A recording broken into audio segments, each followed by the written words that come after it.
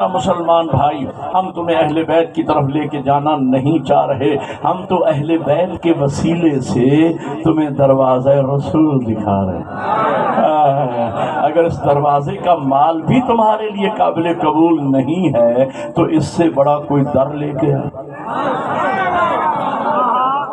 بس ہم نے نبی کے بعد دین کا وارث اہل بیت کو دلیل یہ ہے سندھ کا سچا صادق شیعہ اہل بیت سے عشق کرنے والا، تمہاری محبت کی گواہی تو زہرا کے لال نے دی تھی کہ اگر میرا وجود آپ لوگوں کو سلطنت عرب میں برداشت نہیں ہے، یہ مختار آل محمد میں جا کے پڑھ لیجئے گا، نجم الحسن قراروی نے 1417 میں لکھا ہے، جا کے پڑھ لیجئے گا، ہر گھر میں ہے۔ 2 روایتیں ہیں، امام نے فرمایا میرا راستہ چھوڑ دو میں سندھ چلا جاتا ہوں، ایک روایت میں میرا راستہ چھوڑ دو میں ہندوستان چلا جاتا ہوں۔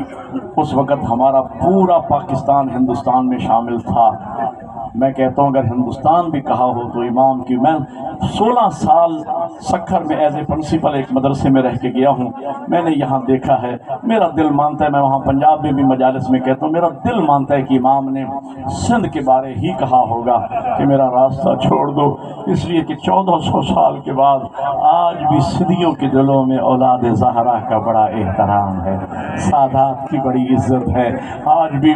اور جب میں یہ پڑھتا ہوں نا میرا دل کرتا ہے میں کہوں زہرا کا لال کاش آپ سندھ میں آ جاتے، نہ سکینہ کو تماچے لگتے، نہ اصغر کو تیر لگتا، نہ بطول زادیوں کے بندے۔ جزاک اللہ جزاک اللہ۔ آپ تو شیعہ ہیں، آپ کے دلوں میں تو قبر حسین ہے۔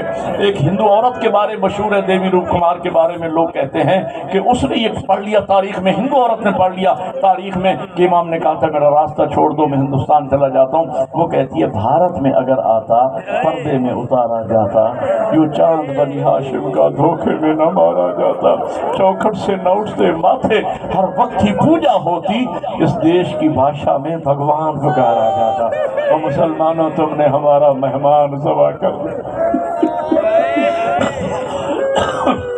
آپ کے دلوں میں سادات کا احترام ہے، عزت ہے، اس محبت کی بنیاد پہ 2 جملے صرف، آپ نے گریہ کیا ہو گئی مجلس، 2 جملے سنانا چاہ رہا ہوں۔ عزادارو، سادات کا دین پہ، جو دین کے بارے سے نا خرچہ بھی انہی کا ہوا ہے۔ علامہ سید صفدر حسین نجفی میرے استاد معظم مستند عالم کے مستند جملے قبلہ فرما رہے تھے، 63 محمل مدینہ سے لے کے چلی تھی جناب زینب۔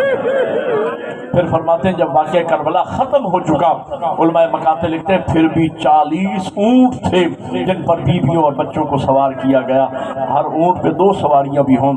قبلہ فرماتے ہیں 80 سواری بنتی ہے، لیکن جگر پھٹتا ہے جب ہم سید سجاد کا جملہ پڑھتے ہیں۔ میرا قیدی مولا فرماتا ہے جب ہم شام کے بازار میں داخل ہوئے تو ہم صرف 17 افراد رہے۔ مصائب تو پڑھ دیا میں نے، جو ایک رسی میں بندھے ہوئے تھے۔ وہ چھوٹی اولاد والا شیعہ مجھے بتا وہ چھوٹے چھوٹے معصوم بچے کہاں گئے؟ میں سید ہوں، مسافر ہوں، آپ کا مہمان ہوں، آپ میرے شریف میزبان ہیں۔ ایک دعا مانگتا ہوں، دعا کی قبولیت کے لمحات ہیں، آپ میرے لیے، میں آپ سب کے لیے دعا کر رہا ہوں، مومنین و مومنات کے لیے میری دعا ہے اللہ ہم سب کو کربلا کی زیارت میں سے۔ میں دیکھ رہا ہوں میں نے کربلا کا نام لیا ہے، ہر امیر غریب کی آنکھوں میں آنسو۔ میں سوچتا ہوں امیری غریبی تو مالک کی طرف سے ہوتی ہے نا، غریب عزادار کا دل تو کرتا ہوگا کاش میں بھی کربلا جاؤں اور جا کے وہ جگہ دیکھوں جہاں 70 قدم کے فاصلے پہ غریب ذبح ہوتا رہا، 3 بہنیں سر پہ قرآن رکھ کے کہتی رہی ظالم نہ مار۔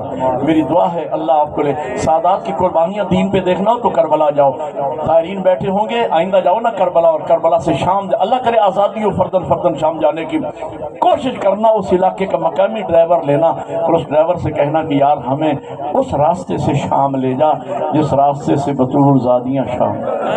وہ ڈرائیور آپ کو بتائے گا یہ بھی غریب زہرا کی قبر ہے، یہاں بھی گلستان زہرا کی کلی دفن ہے۔ عزاداروں کربلا سے لے کر شام تک اولاد بطول کی قبریں، کیسے قبریں بنی؟ یقیناً آپ نے بچوں کے ساتھ سفر کیا ہوگا، میں زیادہ دور کی بات نہیں کرتا۔ آپ کو قاضی احمد سے نواب شک تک جانا ہونا، اللہ کرے میں لفظ سمجھا لوں، جتنی آرام دہ سواری کیوں نہ ہو، دستور سفر کیا ہے؟ ہمیشہ مائیں بچوں کو پکڑ کے بیٹھتی ہیں، ہو سکتا ہے کوئی جمپ لگے بچہ گر نہ جائے۔ عزاداروں میرے سر پہ قرآن رکھو، کربلا سے لے کر شام تک ماؤں نے بچوں کو نہیں پکڑا ہوا، بچوں نے ماؤں کو پکڑا۔ یہی حق ہے. اسی طرح روتے ہیں حسین کے عزادار، اس لیے کہ ماؤں کے ہاتھ پسے گردن بندھے ہوئے تھے.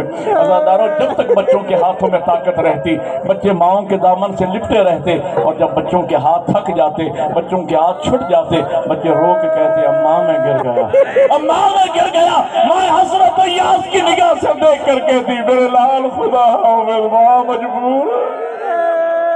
اسی بات کا گواہ ہے وہ واقعہ، وہ نیزہ جس پر سر حسین تھا چلتے چلتے زمین میں گڑ گیا.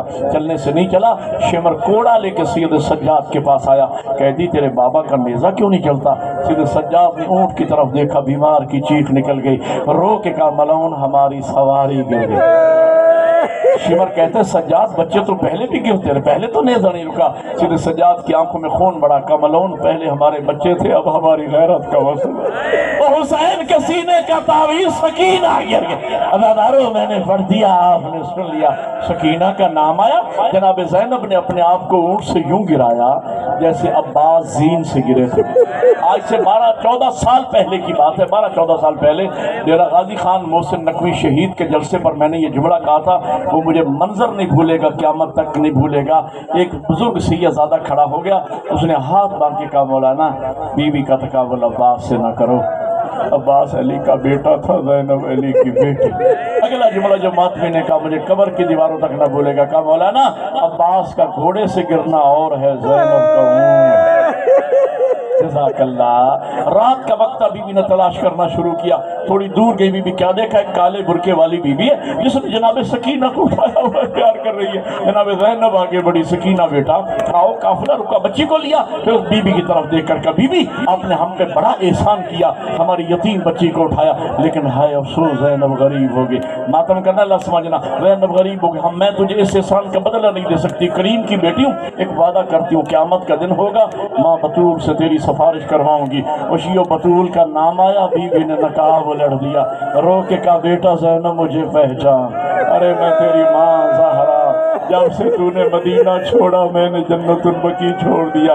زینب تو مکے آئی ماں تیرے ساتھ تھی، تو کربلا آئی ماں تیرے ساتھ تھی، جب اکبر زین سے گرے تنہا تو نے نہیں دیکھا میں نے بھی دیکھا، اور بیٹا زینب تو جہاں جائے گی ماں تیرے ساتھ ساتھ. آخری جملہ قبلہ ہی کا ہے، اور آخری جملہ صرف رونے کا نہیں ماتم کا ہے. 1 منٹ کی اور زحمت، دل چاہے تو ماتم کر لیجئے گا. عزادارو قبلہ فرماتے یہی وجہ ہے کہ سیہزادیوں کو شام میں زندان وہ ملا جس کی چھت نہیں. نہ سیہزادیاں دن کی گرمی سے محفوظ، نہ رات کی سردی سے محفوظ. ایک دن دروغہ سید سجاد سے کہتے قیدی جب میں آدھ رات کے ٹائم زندان کا دروازہ بند کرنے لگوں نا، آپ ذرا بیویوں کو گن لیا کیجئے، کوئی بیوی زندان سے باہر نہ رہ جائے. ماتم کا جملہ ہے، یہاں نہ رو سکو مسلح پر عبادت ہو جائے گی. اگر جملہ یاد رہ گیا، اپنی بیویوں کو گن لیا کیجئے، کوئی بیوی زندان سے باہر نہ رہ جائے. امام فرماتے دروغہ تو ان بیویوں کی عظمت سے واقف نہیں ہے. یہ عصمت ماں بیویاں ہیں، یہ وہ بیویاں ہیں جن کی ماں کا جنازہ رات کو اٹھا تھا، جو رات کو نانا کے روزے پہ جائے. جب تیرا دل چاہے تو زندان کا دروازہ بند کر لیا کر. وہ کہتے نہیں کہ امام فرماتے تو اتنی ضد کیوں کرتا ہے؟ دروازہ رو کے کہتے قیدی جب میں آدھ رات کے ٹائم زندان کا دروازہ بند کر لیتا ہوں، آدھ رات کے بعد میں دیکھتا ہوں زندان سے باہر ایک کالے برقے والی بیوی ہوتی ہے جو کبھی حسین حسین کر کے روتی ہے، کبھی زینب زینب کر کے بین کرتی. امام فرماتے دروغہ وہ بیوی ہم قیدیوں میں سے نہیں، اور وہ تو میری ماں زہرا جو زندان سے باہر اپنے بچوں کا ماں. سیحدم الذین ظلموا